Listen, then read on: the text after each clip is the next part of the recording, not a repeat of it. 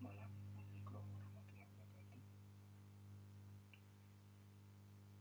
Pertemuan pertama dari manajemen strategi pada semester ini adalah kita masih membahas mengenai apa itu manajemen strategi.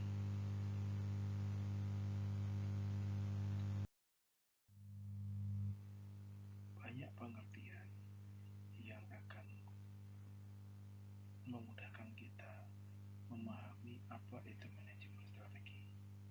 Yang pertama adalah Wellen tahun 2000. Manajemen strategi adalah serangkaian keputusan dan tindakan manajerial yang mengarah kepada penyusunan strategi efektif untuk mencapai tujuan perusahaan dengan analisis SWOT.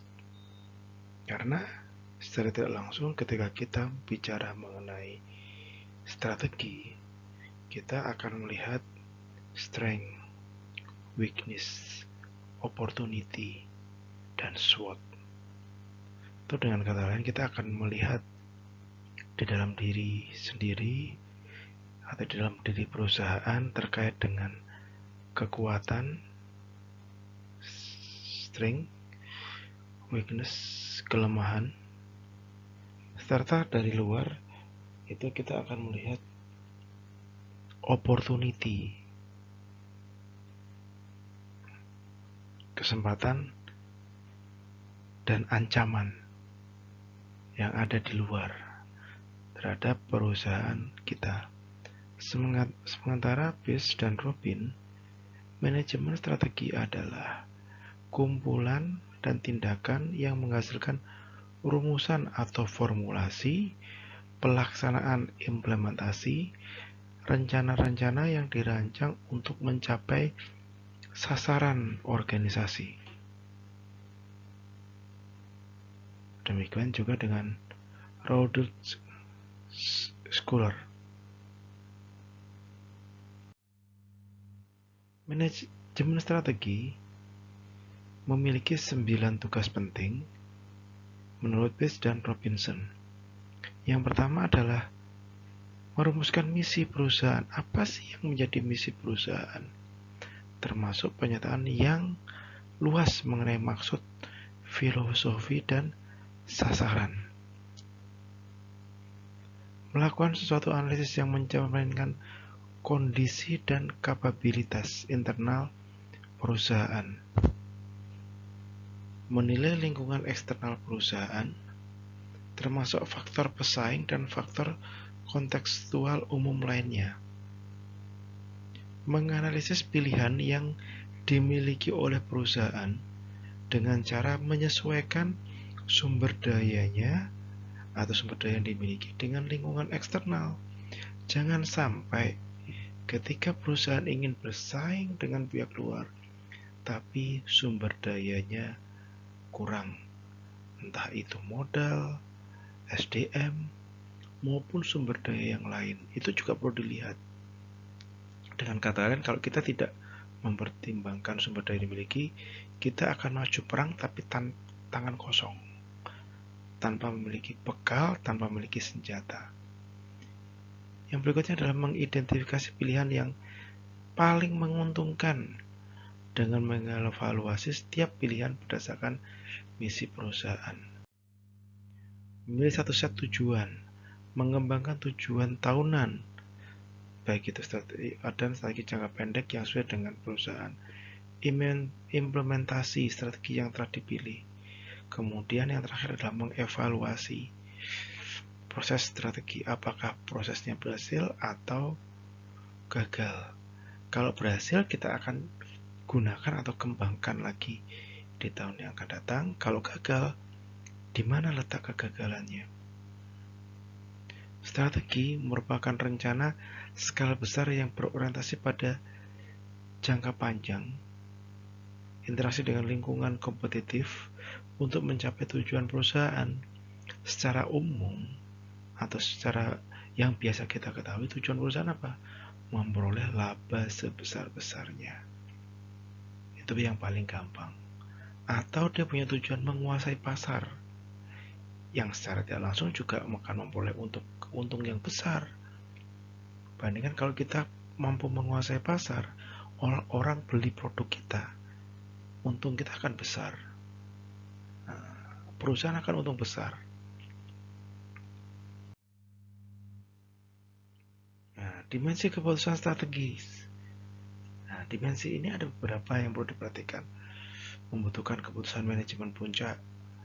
Yang kedua adalah sumber daya perusahaan. Seringkali mempengaruhi kesejahteraan jangka panjang perusahaan. Berorientasi pada masa depan.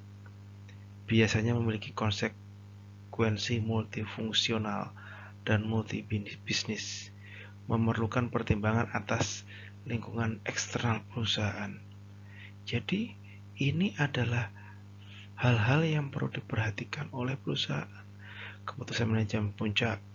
Nah, ini ada beberapa kegiatan yang akan dilakukan atau yang mengambil keputusan adalah manajemen puncak. Tidak bisa manajemen atau tingkat level yang di bawahnya.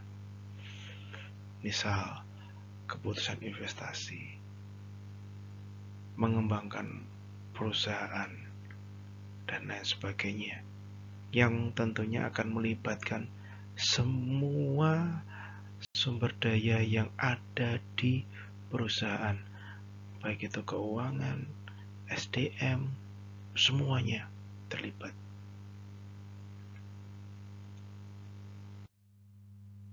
Hierarki pengambilan keputusan. Seperti kita ketahui, ada tingkatan dalam proses pengambilan keputusan.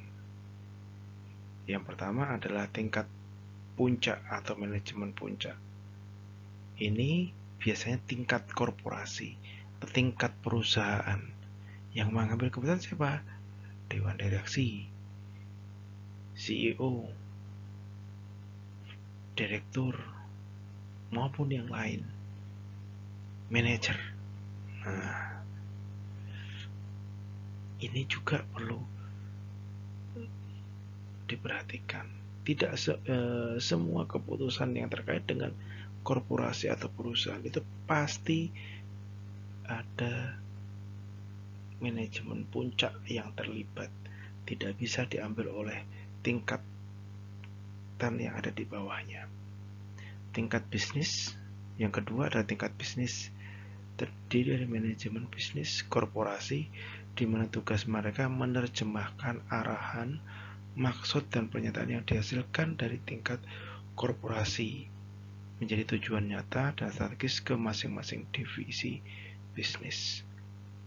Tingkat misalkan mau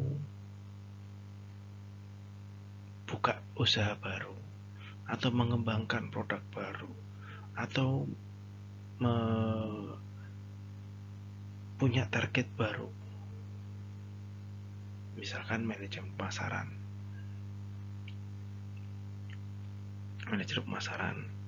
Nah, ketika top level management atau manajer puncaknya itu mengambil, oke, kita akan kembangkan, kita akan masuk ke wilayah Jawa Barat misalkan atau Jawa Timur.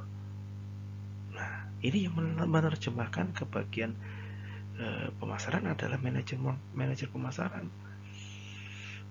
mengenai apa yang akan dilakukan, tindakan apa yang harus dilakukan. Ini adalah yang berpikir adalah tingkat level manajemen, di bawahnya manajer tingkat puncak. Kalau mau investasi atau menyerang tentunya butuh biaya. Nah, bagian keuangan lah yang menerjemahkan bagaimana akan membiayai itu, yang disampaikan kepada bawahannya. Kemudian tingkat fungsional yang ketiga, level yang ketiga adalah terdiri dari manajemen produk, wilayah geografis, area fungsional, dan level manager ini merancang tujuan tahunan jangka pendek. Misalkan Jawa Timur, oke, orang yang ada di tingkat manajer puncak di kantor pusat ini membagi, di Jawa Timur ada beberapa, dibagi ke dalam beberapa wilayah.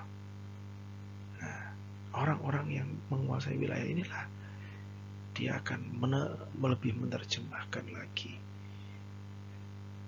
bagaimana karakteristik dari masyarakat di daerah tersebut. Nah, bagaimana cara mendekatinya. Kemudian karakteristik manajemen strategi bersifat jangka panjang, dinamik, suatu yang terpadu oleh manajemen operasional, perlu dimotori oleh unsur-unsur manajemen tingkat puncak, berorientasi pada dan mendekati pada masa depan. Manajemen strategi senantiasa didorong dan didukung oleh pelaksanaan oleh sumber daya ekonomi yang tersedia. Manfaat manajemen strategi.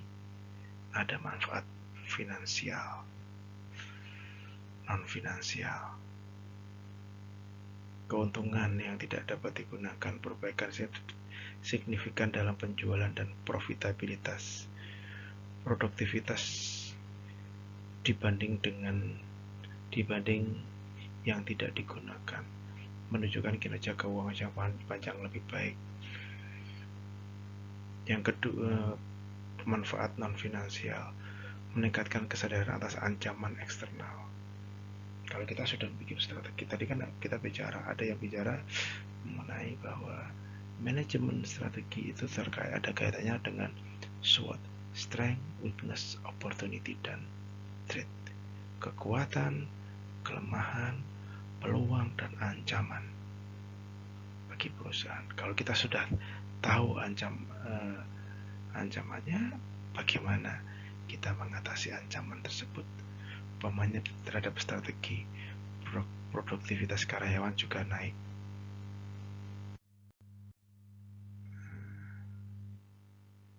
Implementasinya ini strategi bisa kita lihat ada beberapa fase. Fase pertama adalah formulasi, implementasi, dan evaluasi.